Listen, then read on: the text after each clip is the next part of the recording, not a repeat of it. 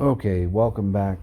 Here we are on part three. I really hope you've watched part one and two so you have a full grasp and understanding of why I'm saying a lot of the things that you're hearing me talk about right now. So, at the end of the last video, we were talking about how it was able to close the gap, in my opinion, between free to play and pay to win players. The lower tiered pay to win players, not the max tier, but definitely the lower tier. Um, so now we're going to start talking, and then we also were talking about how it's really great that you can dispatch while doing other content with lower tier gears, et cetera, or inappropriate gears, right? You can do it with your PvP gear and still get 100% clear rate if you're a well invested or a veteran player. So that's another huge pro to stage one. But let's talk about some of the additional pros associated with there's another piece of gear. See, this, literally, like if you watch the last video, I got 3 pieces in 20 minutes. I started this less than a minute later, and I've already got another piece. So in 22 minutes, I've gotten 4 pieces of gear. So I'm telling you, just do stage one. Anyway, all that being said, uh, this whole update. I'm going to pause this real quick and get my thoughts together here because I'm having a brain fart. Okay, sorry. I just needed to drink some coffee there. Okay, so this whole update had people really incensed, myself included, feeling like, man, I've already invested all this money into these heroes, and now I can't even beat the higher stages of this content because I invested in the wrong heroes, and oh, I need to go and A2 this hero, and I need to A2 that hero, I need to A1 this hero, I need to 5-star this unique treasure, I need to 5-star that unique weapon. No, stop. Okay? No, you do not. No, you do not. You need to do stage one. That's it. Okay? You can use the account you have now in its current form to beat stage one.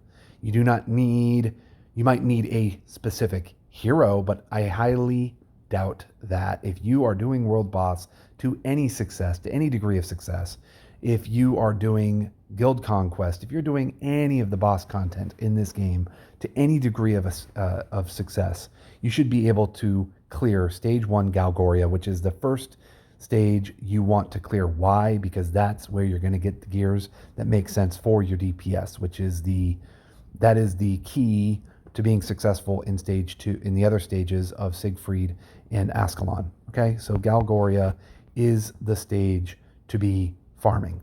Stage one specifically, do not start investing into heroes to clear higher stages yet. Get all of the gear that you can possibly get, especially while this here is going on, and build out sets for your team and see where your team's success rate is at on the higher stages once you have upgraded your current roster in its current form with the gear you get from doing stage one. Okay? That's what you need to do. That's the order of operations. Stop talking about A2ing your Hilda, for God's sake. Okay? Just do stage one, get gear, put gear on, and then you can go and tackle the higher stages if you feel like it. The other thing is, if you need to get the achievements, okay, I'm not discouraging you from doing the higher stages for the sake of the achievements, but do them with a friend. It's fun. It's just like Guild Conquest. You're going to sit there, you're going to coordinate, you're going to say, hey, I got this artifact on, I got this hero, this perk. Do you have Goddess's Blessing on your priest? No, yeah, I do. Okay, good. Well, my crit's fine. I'll be critting 100%. Whatever. You can have all those discussions. It's just like GC, and it's fun, and you can let it auto and do its thing if you feel like it. Honestly, I say just go get the clear, get the achievement, and then go back to doing stage one. And if you really want to farm the higher stages because you don't buy stamina and you want to maximize what your potential chances of getting the new gear is, then yes, do the higher stages and do them with a teammate for maximum potentiality of getting reclaimed gears if you are able to do that. But otherwise, just do them with a mate to get the achievements and then go back to farming one. Okay. So, really, really frustrated with everybody talking about, oh, I need to do this. I need to invest in this hero. All of a sudden my team's that doesn't even make sense anymore because if I can't do,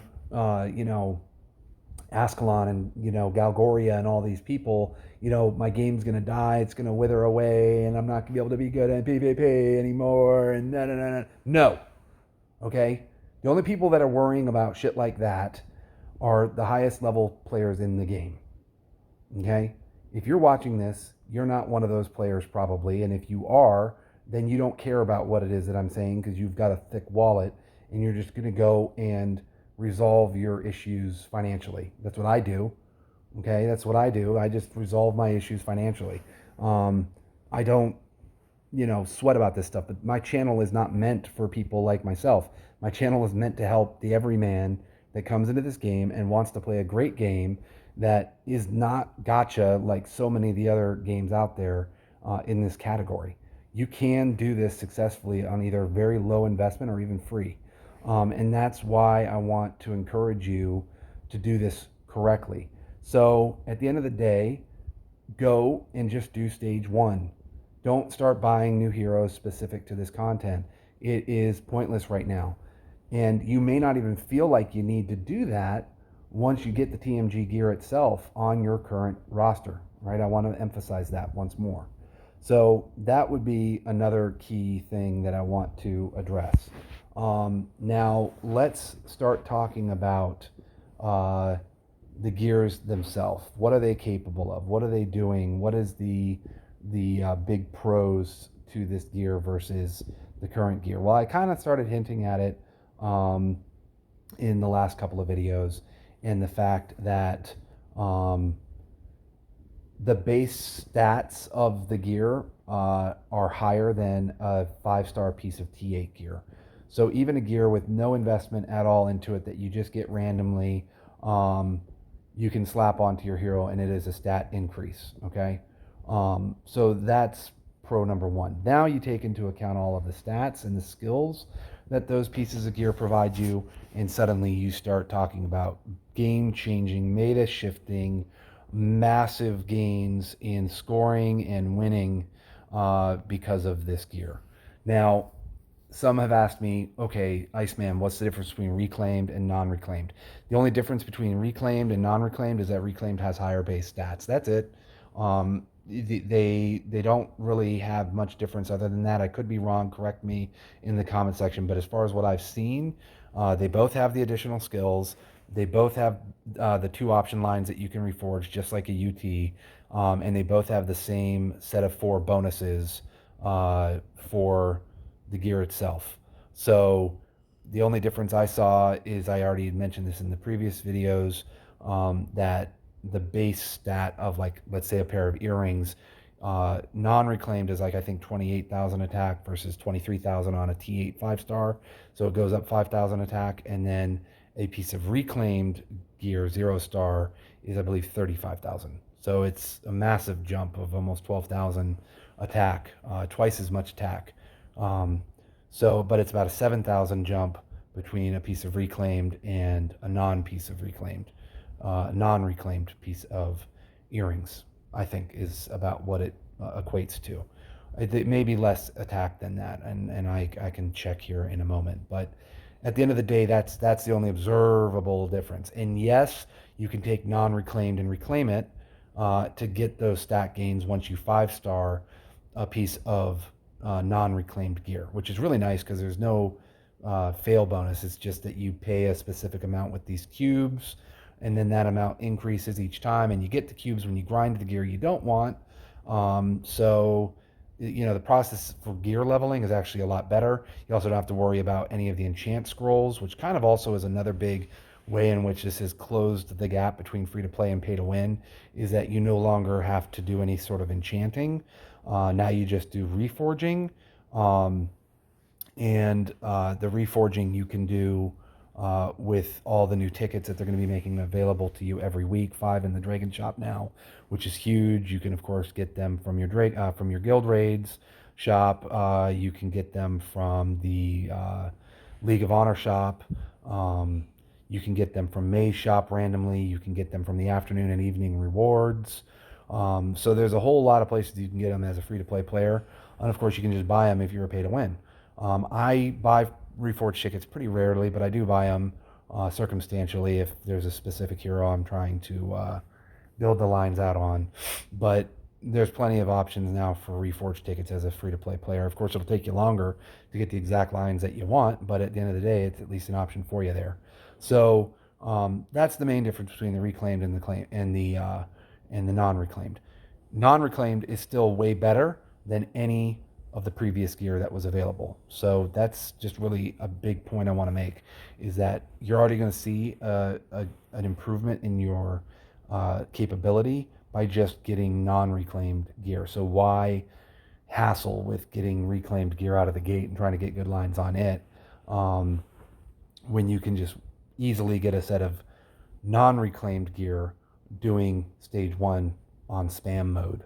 Okay, now let's talk about another thing that I want to address. A lot of people are like, well, you think there's going to be an update, you think there's going to be a patch, you think there's going to be compensation because of the bad rollout, da, da, da. Yes, I do. Actually, I do think that there will be.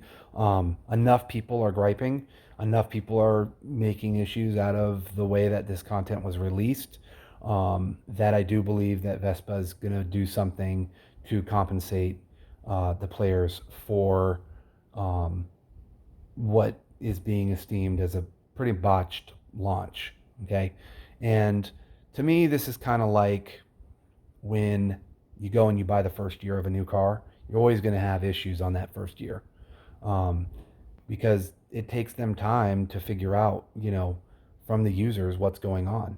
Are you, as an early adopter of that new vehicle, going to rage mode against, whoever it is that you bought the vehicle from, whatever brand, pick your poison, whatever. Are you going to go rage mode and walk into the dealership and say, hey, Mike, yeah, you may. They kind of are expecting you to do that. And guess what? They'll fix it. You just kind of have to bear with them. Okay. It is what it is. That's kind of the way that I'm looking at this at this point, is that it is what it is. And Vespa can't just make it perfect right out of the gate.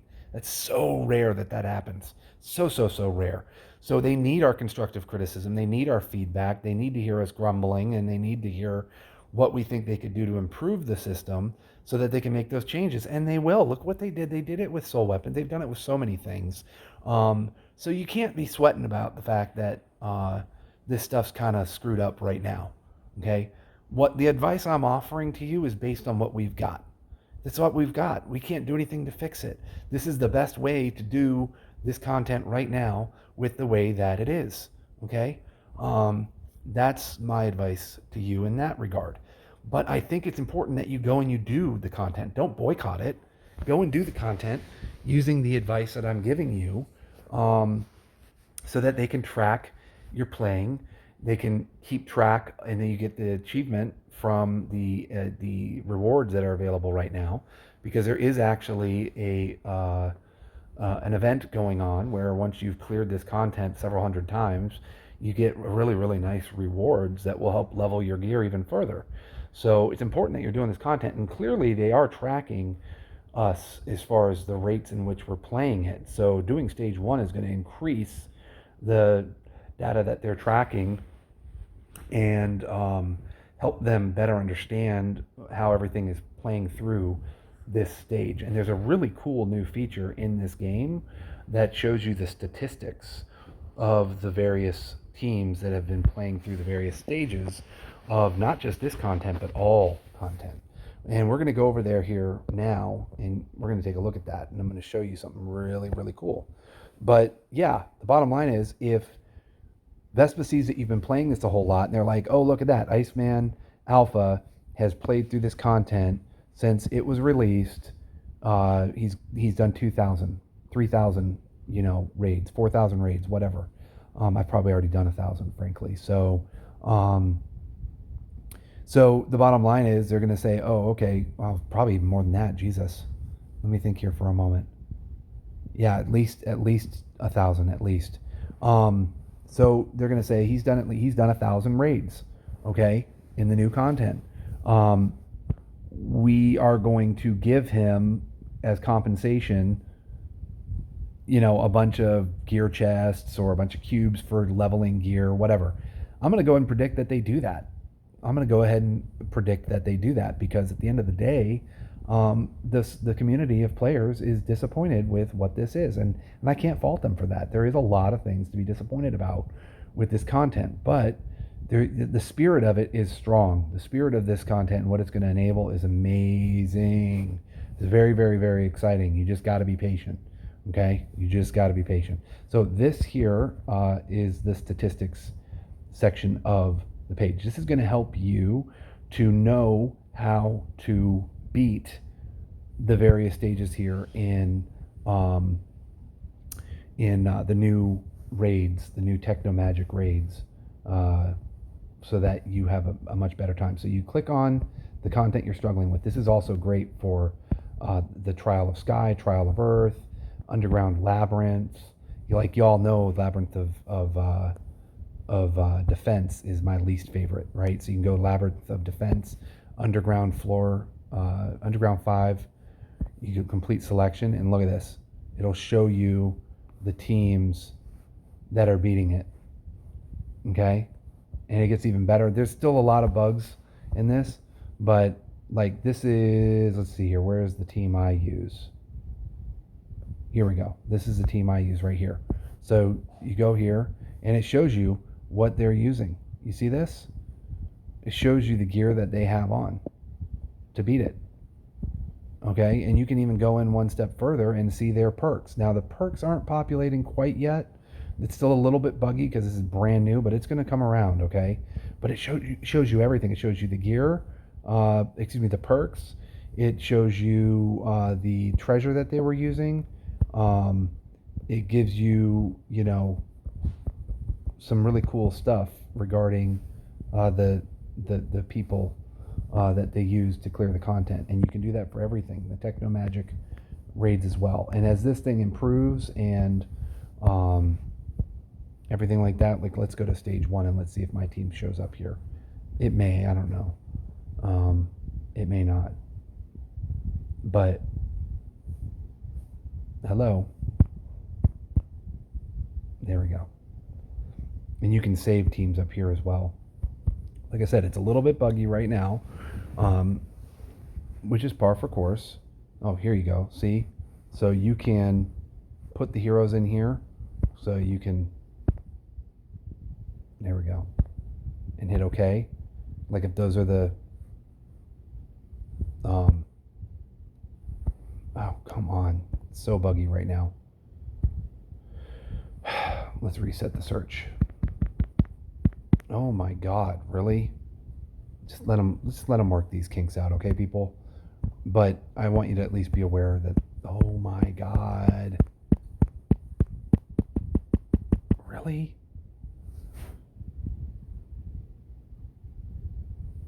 I still love Vespa. I still love this game. I have to tell myself that. Let me go back in here. The things we do for love. The things we do. But hey, you know what? It's cool. I'm glad that they're doing stuff like this. There's a lot of cool new stuff. The UI is obviously a lot better now for finding content, keeping track of what you're doing in your dailies, your daily progress report. Oh man. Okay, listen, I can't show you that right now. Clearly, it's not working. But you can go in there and you can select the content and you can actually see what teams are clearing what, which is really, really, really cool. I feel like there's several things that like look at this. Like you can just see that May's shop has something up at it. Okay? And you can go over to May's shop and maybe I'll get a reforge ticket. I got some powder. I don't need the scrolls anymore. You may need to start buying these flasks of experience if the gold rate drop at number 1029 is high enough. It may make sense to buy these and fill them, and it will compensate if you're just trying to get XP. Otherwise, I'd say leave them alone. But obviously, you want to still do your Stockade Vault runs. But yeah, So that's a really great way to navigate that they've improved. And see, this is an example of where one thing is completely botched, right? Like the statistics system here. Oh, look, it's back up again. It decided to work. Where something like this is still incredibly buggy, they went and they improved another thing to the best it's ever been. And it's fantastic. Okay, so let's go to stage 1 again. And you can see what teams are clearing stage 1 here. You're supposed to be able to pick the hero that you want to use, or the 3 heroes that you want to use, and it will show you the teams that those heroes are in. Okay? But clearly that's not working for me. So I only see a couple of teams with Audi, and it's just hero, it's, you know. So I want Audi specifically. So pick Audi. Why isn't it? Really? This is so fucking frustrating. It's just really buggy. You're supposed to be able to select that hero. Wow, it just completely backed out. But anyway, Audi was the key for fast clears for me, because I could just hope that there's a 33.333333% chance he'll open with his S3, and then the game's over. So it's a really cool thing. Now, as far as hold on, let me pause this and get my brain together. Well, there you go. So it kind of worked. I don't know why it's not showing my team. This is definitely not my team. It's like an amalgam of my team. Like, I don't run Evan, and I certainly wouldn't use this on Audi, or this on her, or Lava Gear. So this is definitely not my team. But at the end of the day, you got the idea. You're probably not gonna be able to find your own team, because you should, in theory, know what your team already is. So maybe this game is just like, I'm not going to show you what you're already using. But that's a really cool new feature. Okay, so trying to think if there's anything else significant going on here. I had already mentioned that it's really pointless to use the let's try hitting this. Come on, 4-star. Really want a 4-star pocket watch so bad. So let's see here. This gear here, Technomagic of amplification. I had said in video 1, I was talking about Technomagic gear, Technomagic raid gear. I didn't want you to get confused. This is not the same as this, obviously. Okay, this stuff here is worth farming for one thing only, potentially, and that would be your DPS. If you don't have good Bach gear in chapter 1029 clears, which you should only be doing chapter 1029 if you are trying to get experience and gold.